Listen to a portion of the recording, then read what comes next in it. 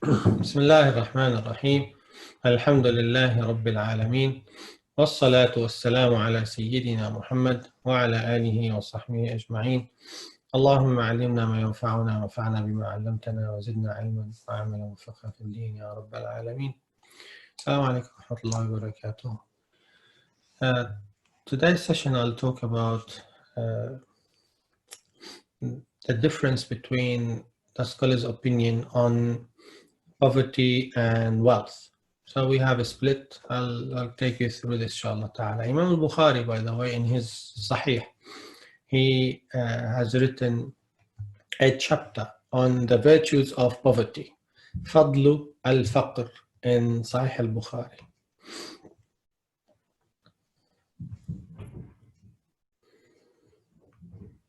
So accordingly, the scholars commented on the title of the chapter, saying that Imam Bukhari himself, he's into this, the virtues of poverty. And Allah subhanahu wa ta'ala, many times in the Quran, he mentioned the fuqara, the poor people. And among the poor people, we have, of course, what's well known, Ahlul Sufa.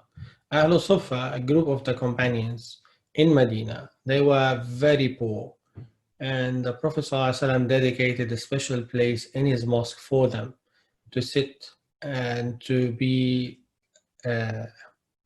exposed to people, sort of. They know that these people are poor, and if anyone wants to help, they know where they are in the mosque. And there's a special dedicated place called the Sufa place in his mosque, alayhi salatu wasalam, where they used to sit, probably in the back of the mosque, sallallahu alayhi wasallam. And among them, by the way, surprisingly for many of you, Abu Ghudda. Abu Ghudda was one of them. So he was a very poor person, and he was among Ahlul Sufa, sitting with them, and people, if they have access, money, wealth, food, stuff, they will give it to them, and including Abu Ghudda.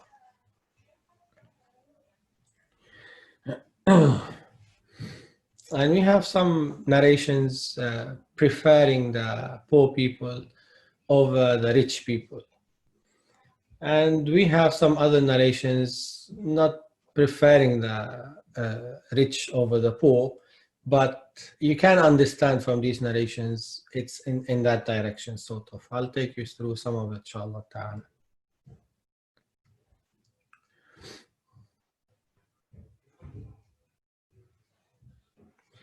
Among these narrations, the Prophet sallallahu alaihi wasallam said to Sa'd bin Abi Waqqas, he's a well-known companion. He was a wealthy person, and on his deathbed, he has plenty of money, and the Prophet ﷺ visited him, and he said, Ya Rasulullah, I want to donate my money. I want to give all my money. Prophet ﷺ said, no, it's too much. He said, shall I donate half of it? Prophet ﷺ said, no, it's too much.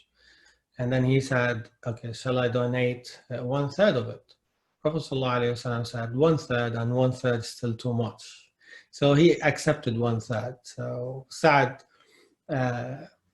donated 1/3 of his money. But the core of the hadith is towards the end. He said, sallallahu alayhi wasallam, and he's giving the justification why he said, don't donate all your money.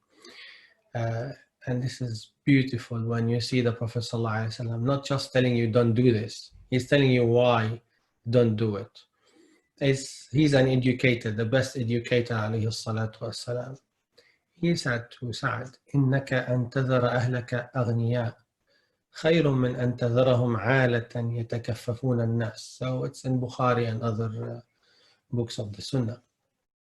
It's better for you to leave your family wealthy after you pass away than to leave them poor, stretching their hand out, asking and begging for sadaqah from the people.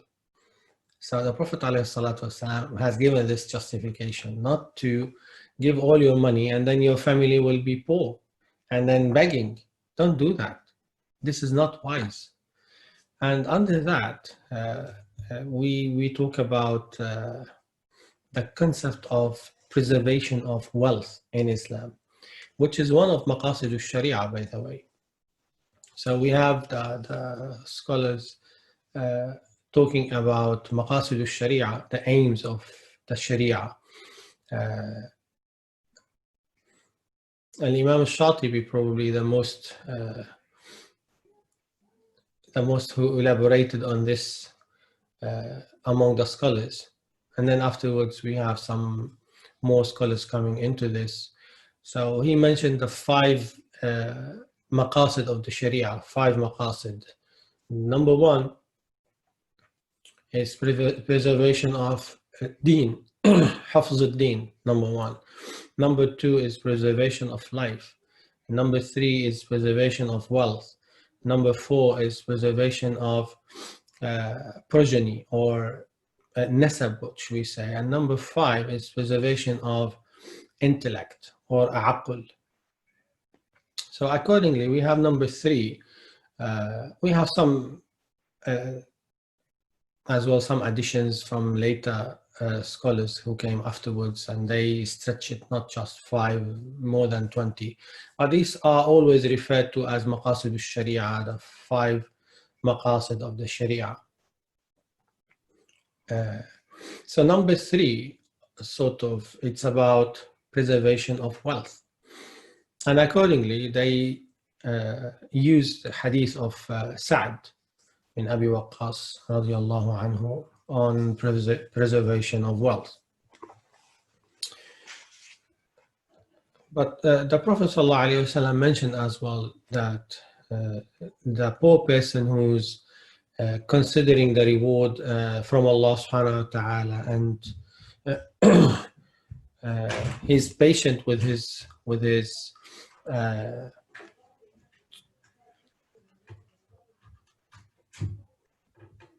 reward, i.e. he's patient with what Allah has given to him, he will be among people of Jannah.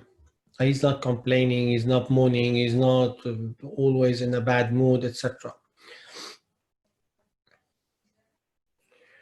And as well, the Prophet ﷺ, in another narration, let's go to the Quran actually. Allah said in the Quran, وَنَبْلُوكُمْ بِالشَّرِّ وَالْخَيْرِ فِتْنَةً. So we test you with bad things and good things. And as well, poverty is one of the tests. نَقْسٍ مِنَ الْأَمْوَالِ, as Allah stated, وَلَنَبْلُوَنَّكُمْ بِشَيْءٍ مِنَ الْخَوْفِ وَالْجُوعِ وَنَقْصٍ مِنَ الْأَمْوَالِ. So we will test you with some fear,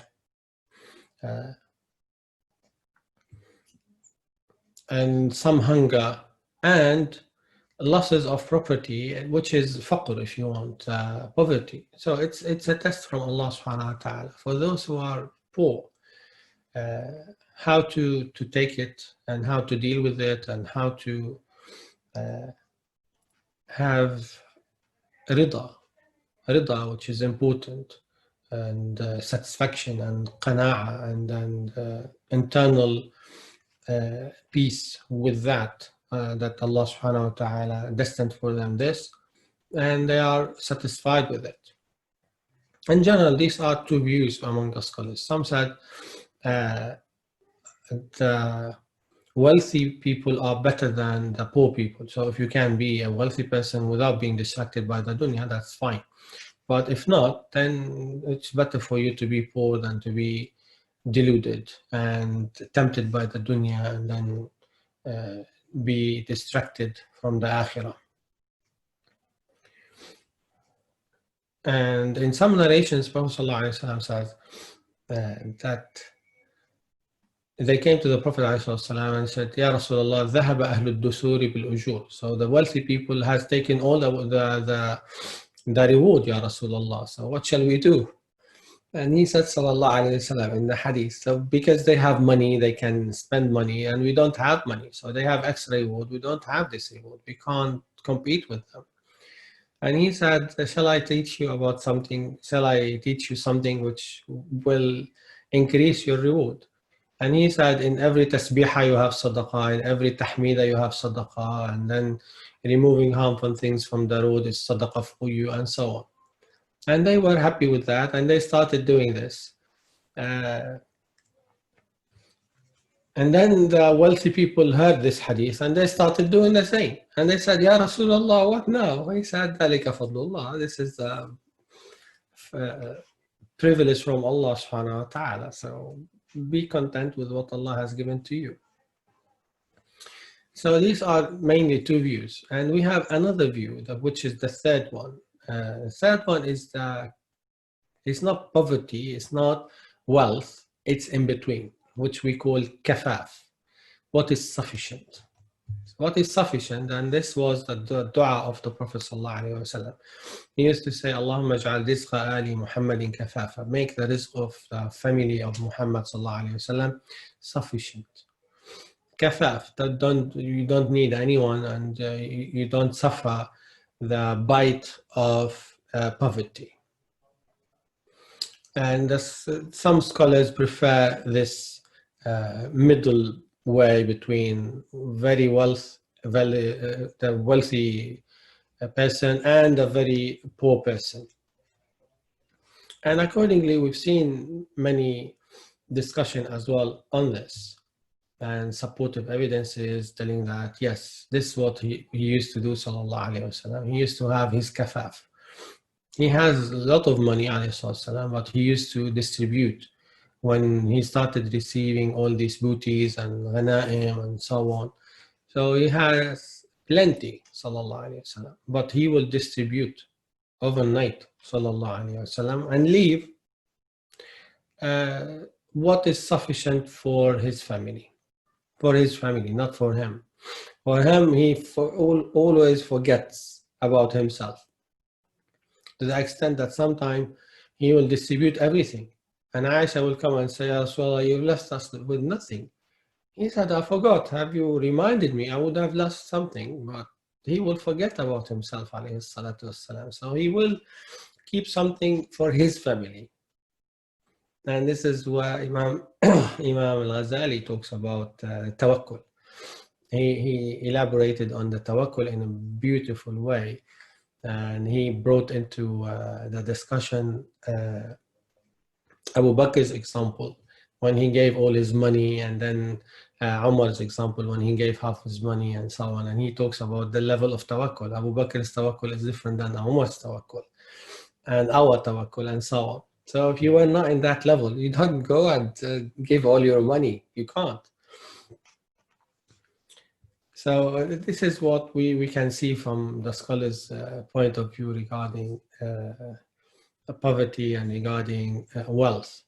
I'll take you through some of the examples from Safahat min Sabr al-Ulama's book by Sheikh al-Fattah, that third chapter in his book about the patience on poverty and the bitterness of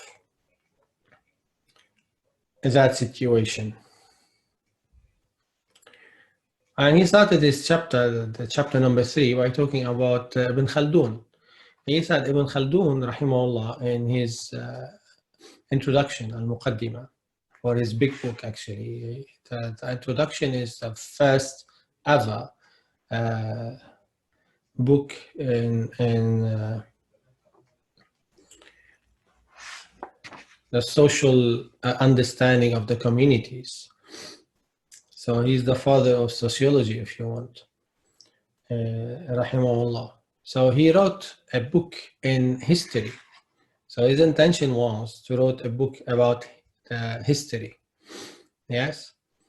And he made an introduction for that book, which is around 8 volumes. So the first volume is about introduction to what he's going to write and why and so on. And then that very first volume of his book called Al-Muqaddimah, which is literally the introduction. So the Muqaddimah became the first book on sociology. So he dedicated a chapter in that Muqaddimah about poverty. Rahimahullah. In the chapter number 7, actually, he said that the judges and the muftis and those who are teaching Sharia and imams and the khatibs and the muazzin, and so he talked about all of them. He said they usually don't have that much wealth. So he started from there and he elaborated on this, and he talks about that they used to have always divorce between knowledge and money. This is a very common thing, actually, between the scholars and wealth.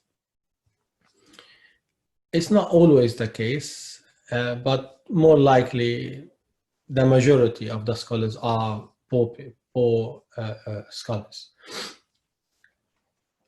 And he's saying why, because they are not into dunya that much, they are not focusing on the dunya that much, and they spend all their time, all their skills, all their efforts to seek the knowledge. So they have no means to go and have wealth, if you want. Unless they have a business like Abu Hanifa rahimahullah ta'ala. He was a businessman, and he was a trader in textile. So he used to sell textile and buy textiles and so on.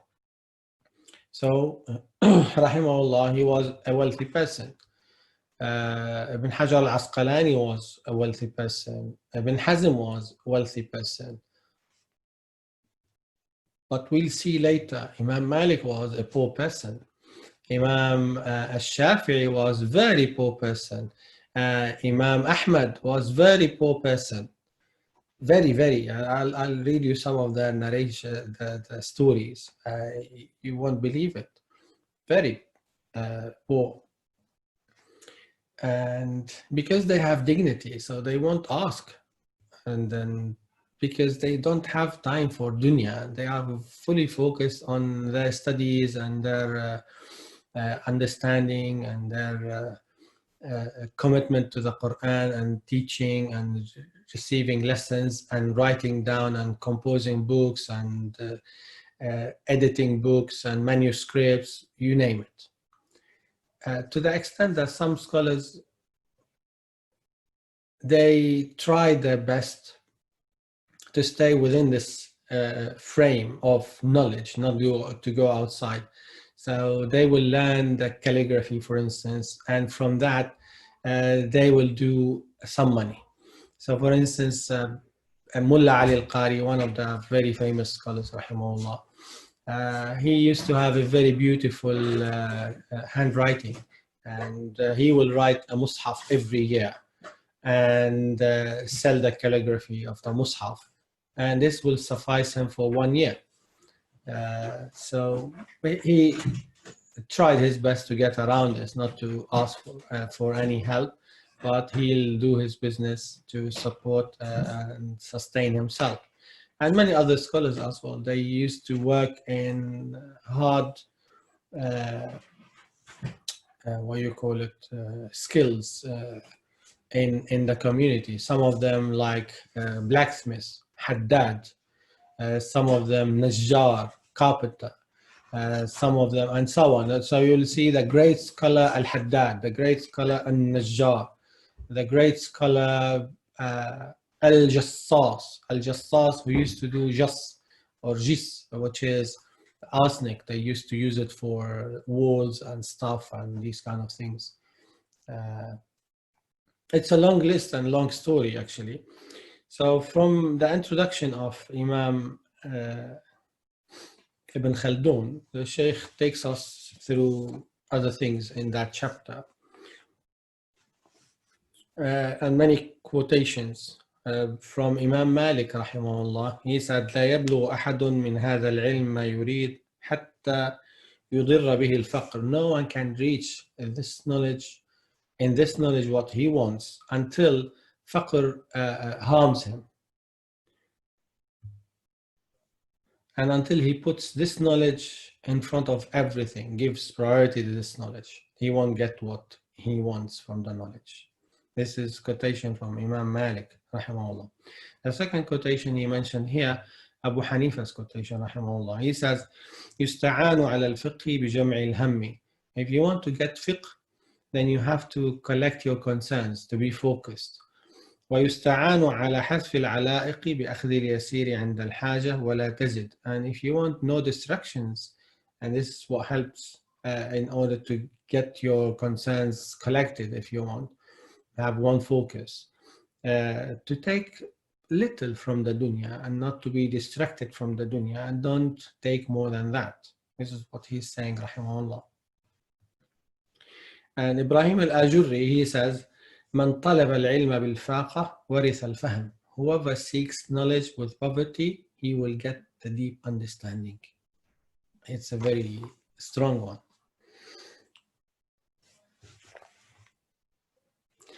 And Nadr bin Shumayl, who's one of the great scholars, he said, rahimahullah, لا يجد الرجل لذة العلم حتى يجوع وينسى جوعه. You won't get the sweetness of knowledge until you are very hungry and you forget that you are hungry.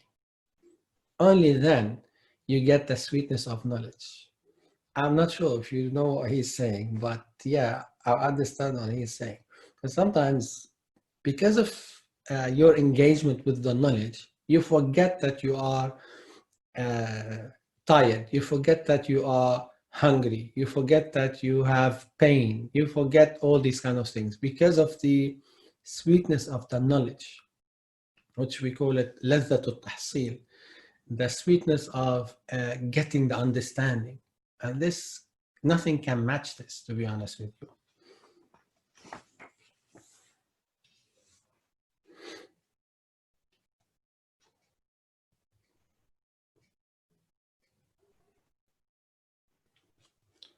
Imam al-Shafi'i rahimahullah as well, he says, don't consult somebody who has no flour in his house. Daqiq, which is the flour which you use for baking, not flour as you smell. Yes, if he has no flour in his house, don't consult him, even if he's a scholar. Why? Imam Shafi'i giving the justification because he says his mind is distracted, so he cannot give you the right answer. So don't ask him, which is very clever and very deep, rahimahullah ta'ala. Ibn Hazm rahimahullah used to say that a lot of wealth and a good life can distract the knowledge seeker from understanding. Although he was very wealthy, Ibn Hazm, very wealthy person. So he's talking about what he came across, what he experienced in his life.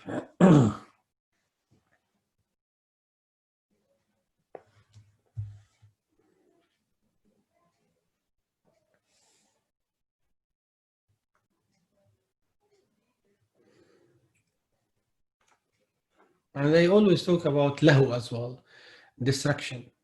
And if you have money, you have plenty of distractions around you. So these distractions will take away the deep understanding from you. Yes, and this will prevent you from the light which can enlighten your heart, and then only then you can get the understanding from Allah subhanahu wa ta'ala.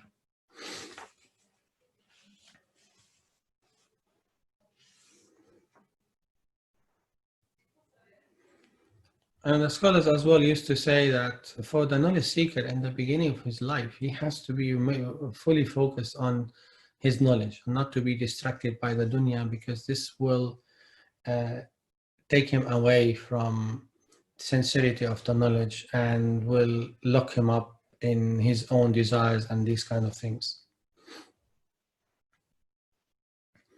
Imam Ahmad rahimahullah, he used to love to have very little from dunya, because it will be less burden in the akhirah. The less you have, the less accountability you have. The more you have, the more you will be accountable. So he prefers to have less dunya, to have less accountability before Allah subhanahu wa ta'ala.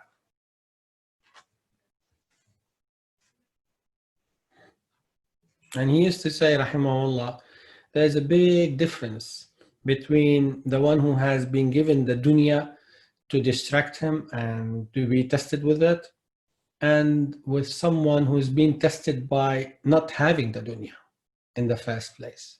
They are two different breeds. And definitely he prefers the latter, not to have the dunya and not to be tested. When you have less test. I'll bring you some stories as well from Imam Shafi'i rahimahullah. And he mentioned plenty of stories and plenty of poems about the bitterness of poverty and how much the scholars suffer from this poverty.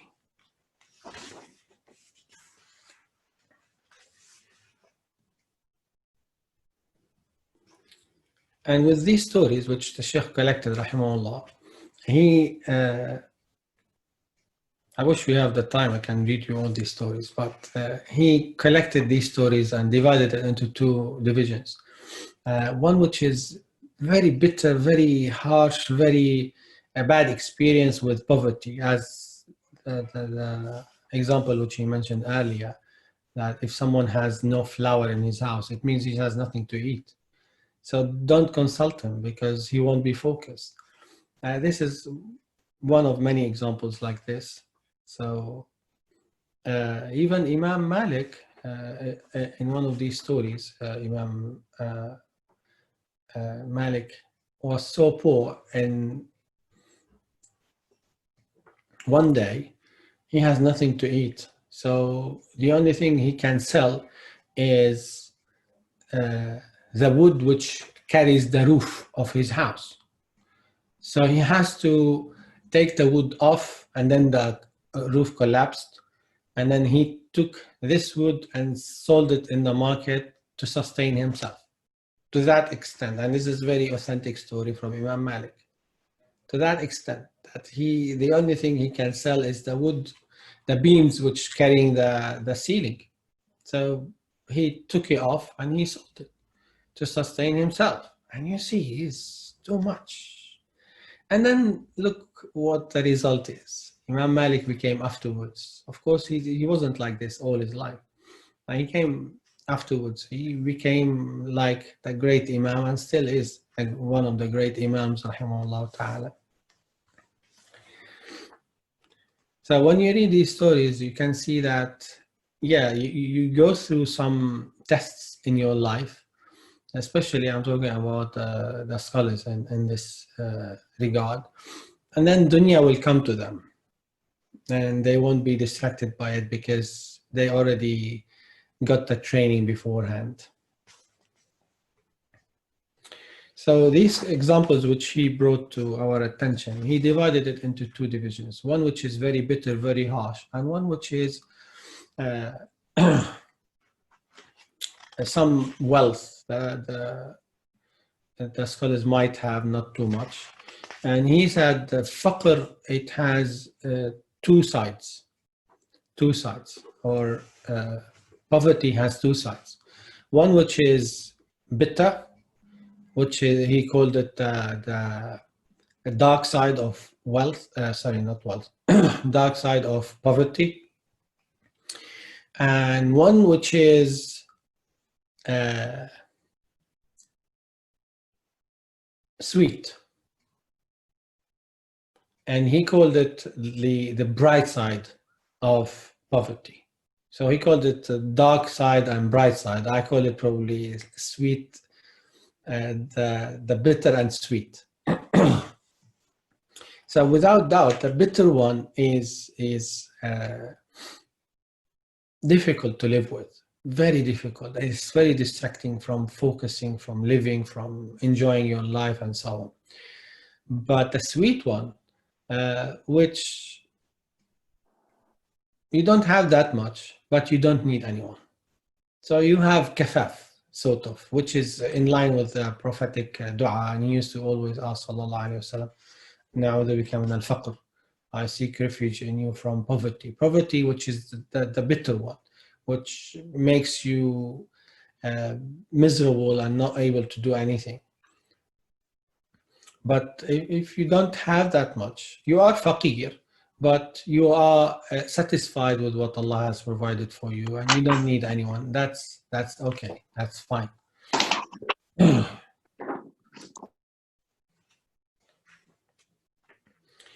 So he combined between these two examples, which we came across through his chapter.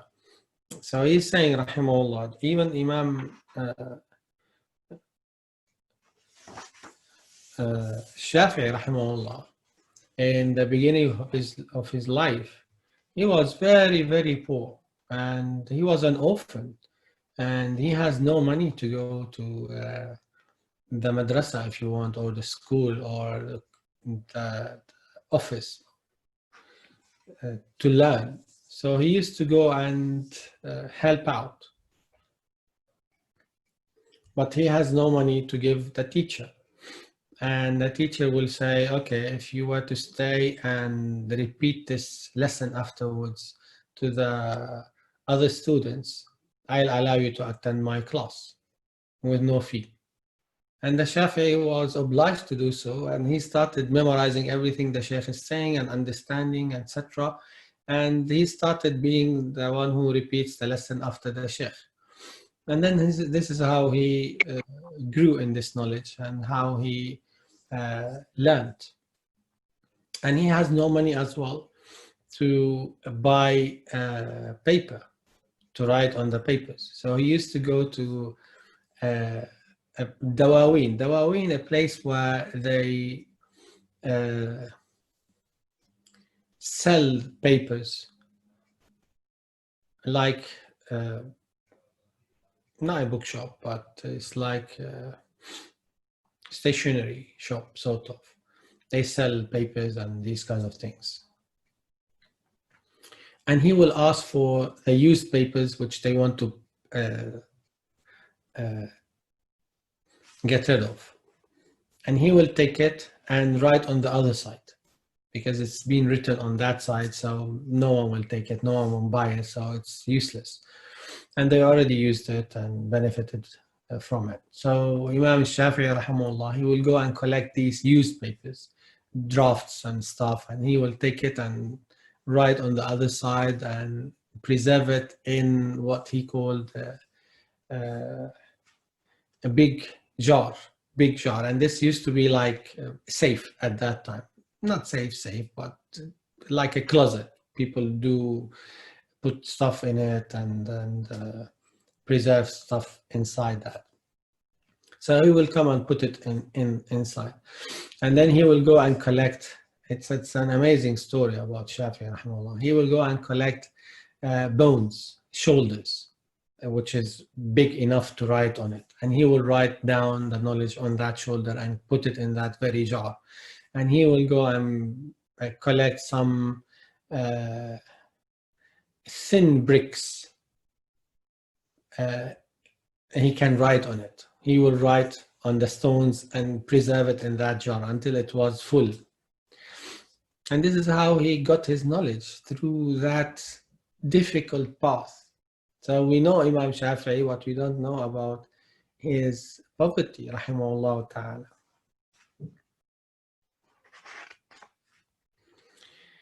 And as well, one of the bright students of Imam Abu Hanifa, rahimahullah, we have in his school, rahimahullah, Abu Hanifa, he used to have around 40 scholars attending his circle. And probably he's the first fiqh council and collective ijtihad being done in our ummah to that extent. So in his circle, he used to have plenty of scholars, but the top scholars, very close scholars to him, are his students. Number one, Abu Yusuf Yaqub bin Ibrahim, number one, the eldest in his circle and closest to Abu Hanifa. And number two, Muhammad ibn al-Hasan al-Shaybani. Muhammad ibn al-Hasan al-Shaybani, he's the one who wrote Abu Hanifa's madhab.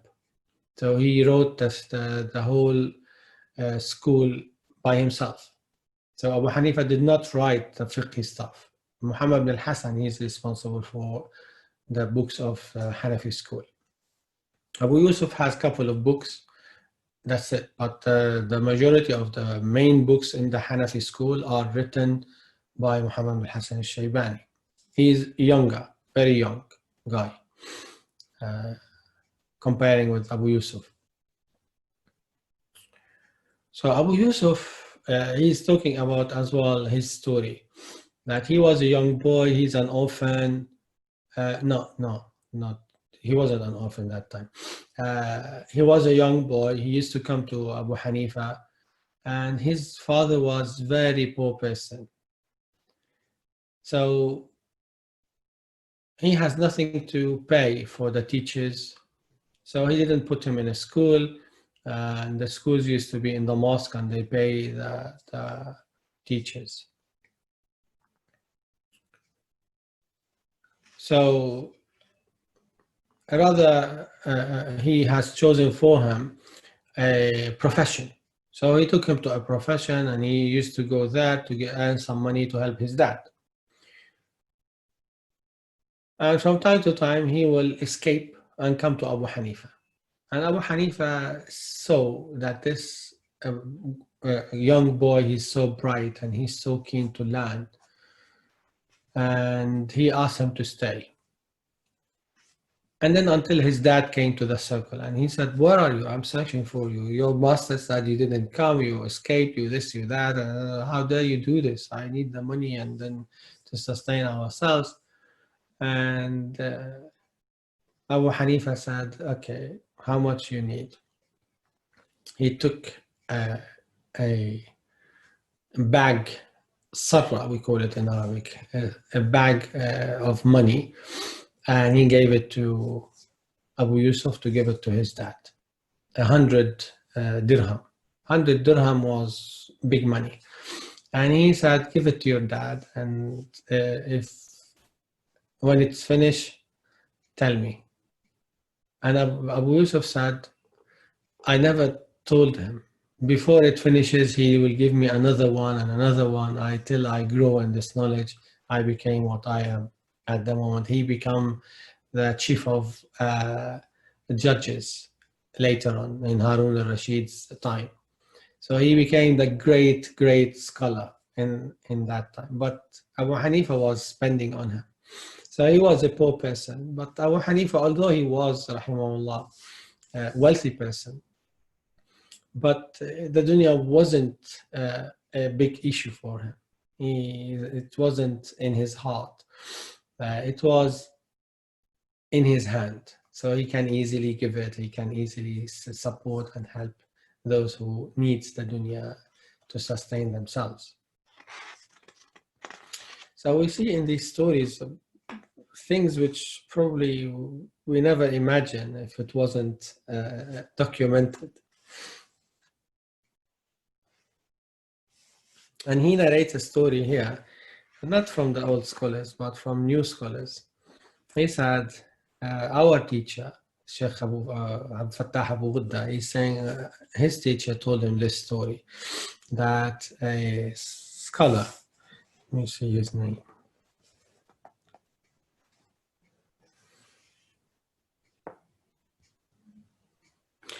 Sheikh Ibrahim al-Hilali al-Halabi, Ibrahim al-Hilali al-Halabi from Halab, Aleppo, where Sheikh al-Fattah is from, rahimahullah. He said Sheikh Ibrahim went from Aleppo, from Syria, to Al-Azhar to seek knowledge. And he ran out of money, and he was so hungry, and he has nothing to eat, and he was passing by a house, and he saw the kitchen's door is open, and he's suffering from a couple of days, no food, no nothing, and he doesn't want to ask and beg from anyone. So he came across a very delicious smell coming out of one of these houses. So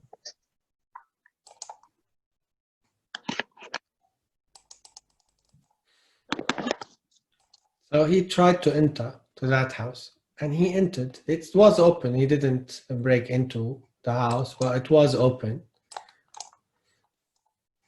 And it was a very delicious food, and he cannot resist. And he took the spoon.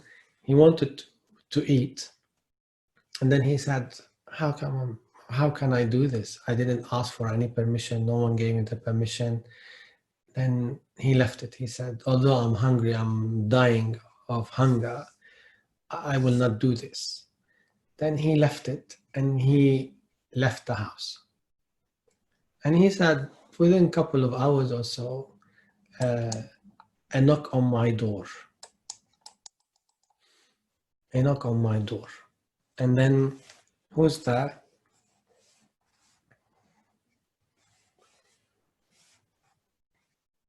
He said, one of my teachers, and with a stranger with him, came to me, to my very small room in Al-Azhar.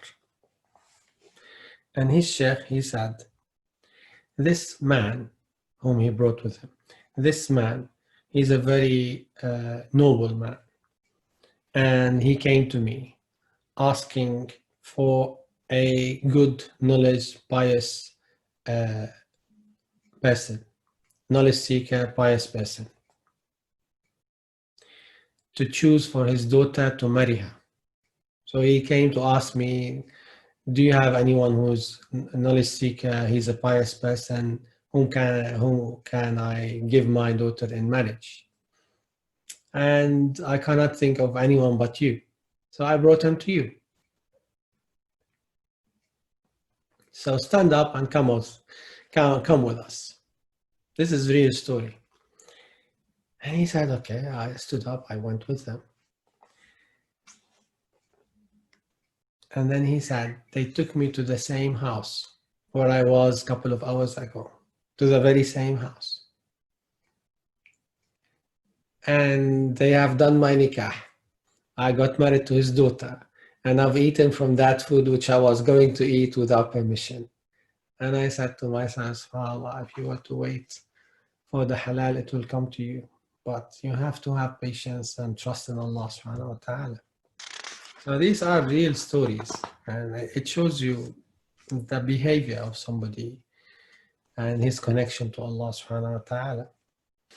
And there are plenty of other stories actually. I'd like to probably pause here a bit and open the floor for your questions. But the conclusion, if you want,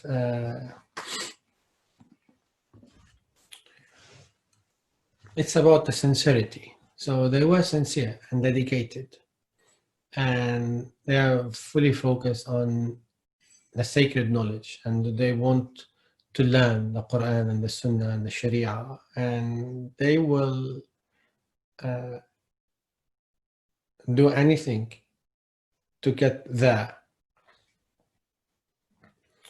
They will go through poverty, through hunger, through difficulties, bitterness, all these kind of things and more, because their aim is to get the knowledge to make them closer to Allah subhanahu wa ta'ala. It's not just to get the knowledge to be famous and to be one of the celebs and these kind of things. No, they want to be closer to Allah. And as many of them, they used to say, we sought this knowledge to save ourselves from hell in the akhirah. So they are not seeking the knowledge for fame. They are seeking the knowledge to help themselves in the first place. And then they became masters in their sciences, and they started delivering this knowledge to everyone. So the bottom line in these stories, it's about having less distraction from the dunya in order to focus on the knowledge and having more connection with Allah subhanahu wa ta'ala. But if the money is not a big deal for somebody, it's not distracting him, and he can use it for many things which will help him. And I came across as well in my life both these scenarios. One of our teachers, probably many, they were very, very, very poor, very poor. And they never ask for support. They never ask for any money. But Allah subhanahu wa ta'ala will provide for them. And alhamdulillah as well, I came across some of our two teachers, very wealthy. MashaAllah, MashaAllah, very wealthy. But you can't see the difference. He is, mashallah, very generous. He will support the knowledge seekers. He will support those who are in need secretly. He will support anyone who seeks his help, and very charitable, and mashallah, and very humble. So there's no restriction, if you want, here, that if you have wealth and you are a bad person. No, definitely not. Depends how you use it. As the Prophet ﷺ mentioned, نعم المال الصالح للرجل الصالح. It's good to have wealth for a pious person. So if a pious person have wealth, if he has wealth, then that's good for him. Then he can give and be charitable with it and do good things with it. So we ask Allah subhanahu wa ta'ala to protect us from the delusion of the dunya and the temptations of the dunya and the tests of the dunya and poverty as well. Bismillah ar-Rahman ar-Rahim. Alhamdulillahi Rabbil Alameen. Sallallahu ala Sayyidina Muhammad wa alihi wa sahbihi ajma'in. Allahumma aghfir lana warhamna. Allahumma innaka afuun tuhibbul afwa fa'fu anna. Ya Allah, you are most forgiving, likes forgiveness. So forgive us, Ya Allah, Ya Allah, Ya Allah. Ya Arhamar Rahimeen. Bless the remainder of Ramadan for us, Ya Allah, and bring us closer to you, Ya Rabbal Alameen. Enlighten our hearts with your mercy, with your knowledge. Ya Arhamar Rahimeen. Improve our character, Ya Allah. Forgive our sins, our mistakes, our shortcomings. Forgive our parents. Forgive our spouses, our offsprings, our loved ones, and keep us on the straight path, Ya Rabbal Alameen, Ya Arhamar Rahimeen. Accept from us our good deeds. Forgive us our shortcomings, Ya Rabbal Alameen.